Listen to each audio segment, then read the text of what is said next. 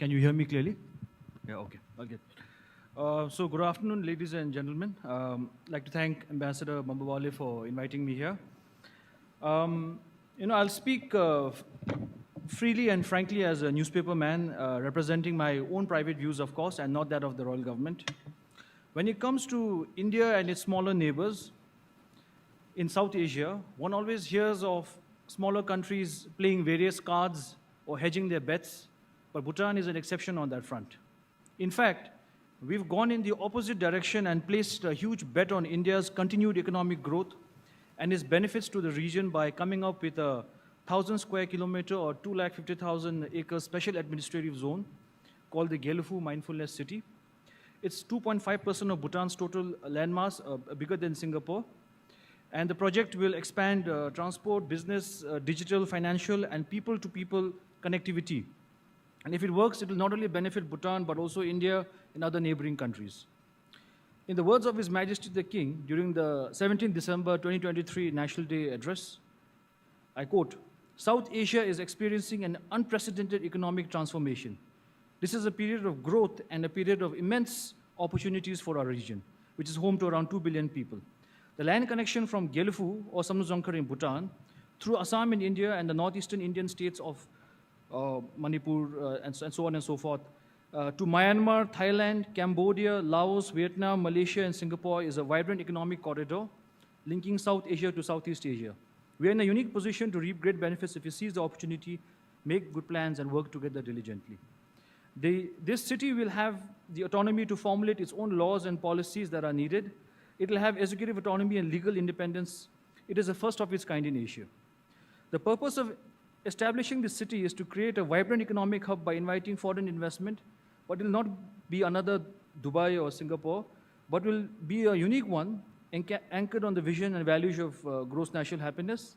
It will be a mindfulness city encompassing conscious and sustainable businesses inspired by Buddhist spiritual heritage and distinguished by the uniqueness of Bhutanese identity.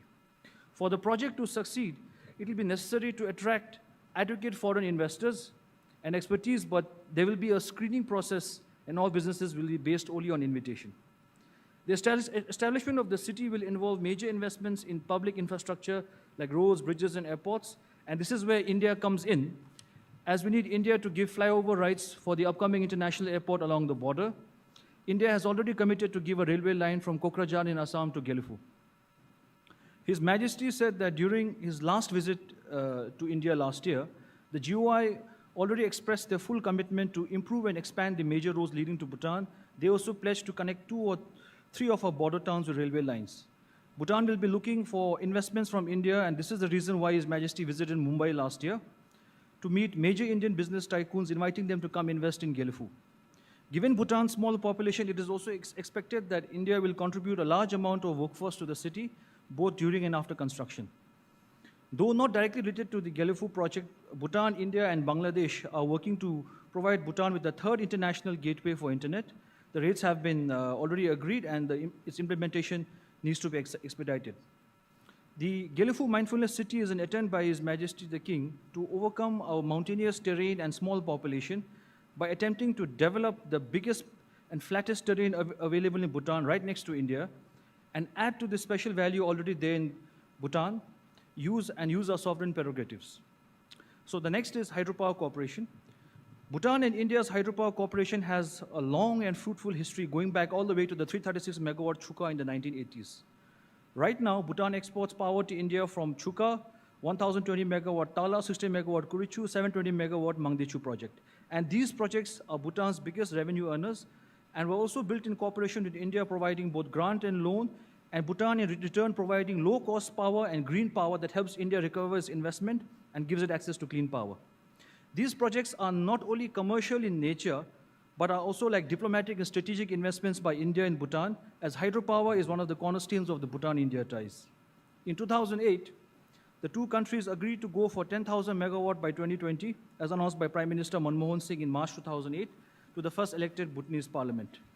Of the 10,000 megawatts so far, 720 megawatt Mangdechu is complete, and 1,020 megawatt Punasangchu 2 will be completed by the end of this year, if not before that. Unfortunately, the 1,200 megawatt P1 project, Opanasangchu 1 project, has been delayed due to some geological issues which are being investigated and discussed on both sides. However, beyond this, things are stuck due to financing issues, like for example, in the case of the 2,560 megawatt Sunkosh Reservoir project. Joint venture projects like the 600 megawatt Kolungchu between India's PSU of SJVNL and Bhutan's state-owned company of DGPC could not take off due to financing issues, management control, and implementation differences. And so Bhutan had to take over the project and buy out SJVNL. There also seems to be less appetite in India to do large hydro projects in Bhutan on the old model, in part because India feels it can generate its own power through its private companies. Despite the 10,000 megawatt by 2020 not working out mainly due to financing concerns, Bhutan still feels India is an important partner in its hydropower ambitions. During the same National Day address, His Majesty said we should tap all sources of energy and expedite the construction of projects such as mentioned, Kolungchu, 770 megawatt Chamkarchu, 1,125 megawatt Dojilung, 442 megawatt Nyera Amri, 900 megawatt Wangchu, Bunakha, 180 megawatt Bunakha Reservoir, and the Sunkosh Reservoir, which could go up to almost 5,000 megawatts, for which detailed project reports are already ready.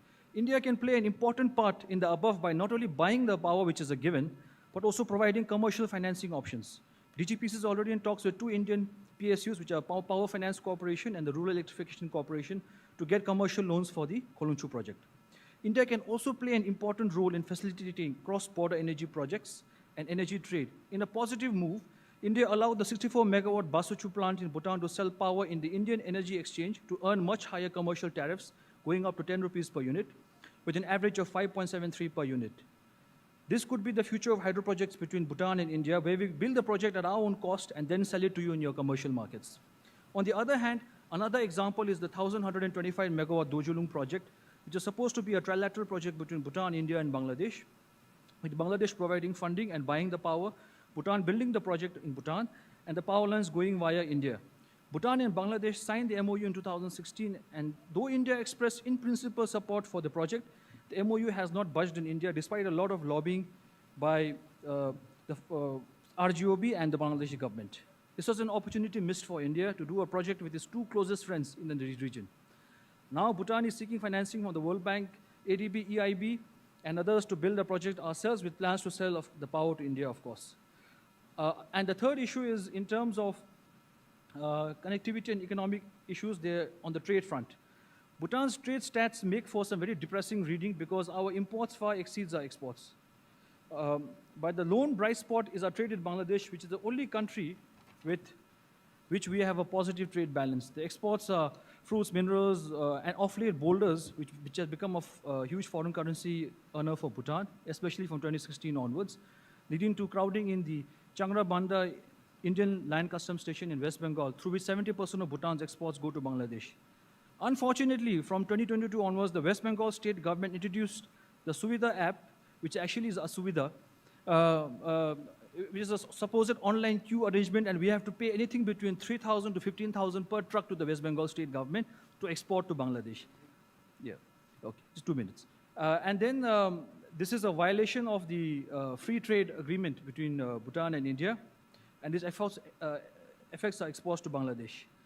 Another issue is agricultural exports from Bhutan to India. Before COVID, we had a free trade agreement, which we still have now, and things were more informal with a softer border. But post-COVID, the border has become hard with the SSB, which is your former BSF, moving closer to the border, more checks by customs, more checks by and then definitely quarantine and new standards being imposed. So it has become a very hard border and has become harder to do trade.